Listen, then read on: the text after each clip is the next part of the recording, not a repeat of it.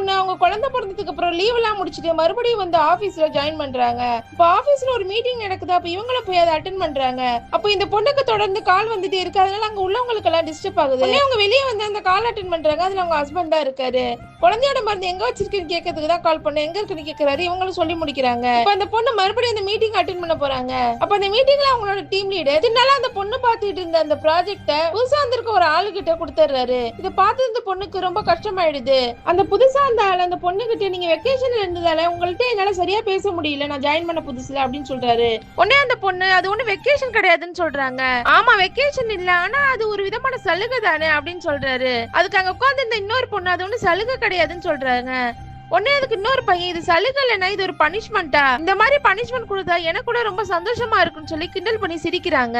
அதுக்கப்புறம் அந்த பொண்ணு அவனோட டீம் லீடர்கிட்ட போயிட்டு, இதுக்காக தானே என்ன வேலைக்கு எடுத்தீங்க, இந்த ப்ராஜெக்ட்டுக்காக நான் 5 வருஷமா ஒர்க் பண்ணியிருக்கேன், இப்ப நான் மெட்டர்னிட்டி லீவ் போன ஒரே காரணத்துக்காக அவங்ககிட்ட என் ப்ராஜெக்ட் ஈஸியா கொடுத்துட்டீங்க, இவ்வளவு நாள் இந்த ப்ராஜெக்ட் எல்லாம் நான் ரொம்ப கஷ்டப்பட்டிருக்கேன்னு சொல்றாங்க. அதுக்கு அந்த டீம் லீடர், நீங்க லீவ்ல போயிட்டீங்க அதனாலதான் நான் அவனுக்கு அந்த ப்ராஜெக்ட கொடுத்தேன் அப்படின்னு சொல்றாரு.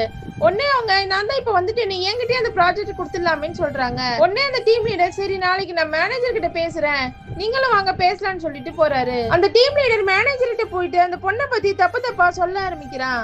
இப்பெல்லாம் உங்களுக்கு அதிகமா கால்ஸ் வருது, அவங்க குழந்தை பிறந்ததால அவங்களுக்கு நிறைய மூட் ஸ்விங்ஸ் இருக்கு, அவங்களால இப்ப முன்ன மாதிரி ஒர்க்ல கான்சன்ட்ரேஷனும் பண்ண முடியல, நீங்க அவங்க கிட்ட கூப்பிட்டு என்னன்னு பேசுறீங்களான்னு கேக்குறாரு. மேனேஜரும் சரின்னு சொல்றாங்க. அதே நேரத்துல அந்த பொண்ணு அவங்க வேலையை ரிசைன் பண்றதுக்காக ரிசைனிங் லெட்டர் டைப் பண்ண ஆரம்பிக்கிறாங்க.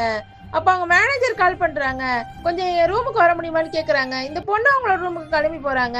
மேனேஜர் அந்த பொண்ணை திட்டுவாங்கன்னு பார்த்தா அவங்க ரொம்ப சப்போர்ட்டிவா பேசுறாங்க. இந்த கம்பெனியோட பெஸ்ட் எம்ப்ளாயி, கண்டிப்பா வேலையை விட்டு போக கூடாது, நீ இனிமே இவரோட ப்ராஜெக்ட்ல ஒர்க் பண்ண வேணாம், உன்ன ஒரு புது ப்ராஜெக்ட்ல ஹெட்டா போடுறேன், உனக்கு ஆபீஸ்ல வந்து ஒர்க் பண்ண முடிஞ்சா ஆபீஸ்ல ஒர்க் பண்ணு, இல்லனா ஒர்க் ஃப்ரம் ஹோம் எடுத்து வீட்லயே ஒர்க் பண்ணு. இன்னும் நிறைய பேர் இந்த மாதிரி தான் பேசிட்டாங்க. ஆனா அதுல சில பேர் மட்டும் என்ன நம்பினாங்க, அதனாலதான் நான் இந்த பொசிஷனுக்கு வந்திருக்கேன். ஒரு நல்ல அம்மா மட்டும் கிடையாது, நீ ஒரு நல்ல எம்ப்ளாயி, உனக்காக எப்பவுமே நாங்க சப்போர்ட்டிவா இருப்போம், அவங்களை ரொம்ப என்கரேஜ் பண்ணி மோட்டிவேட்டிவா பேசுறாங்க.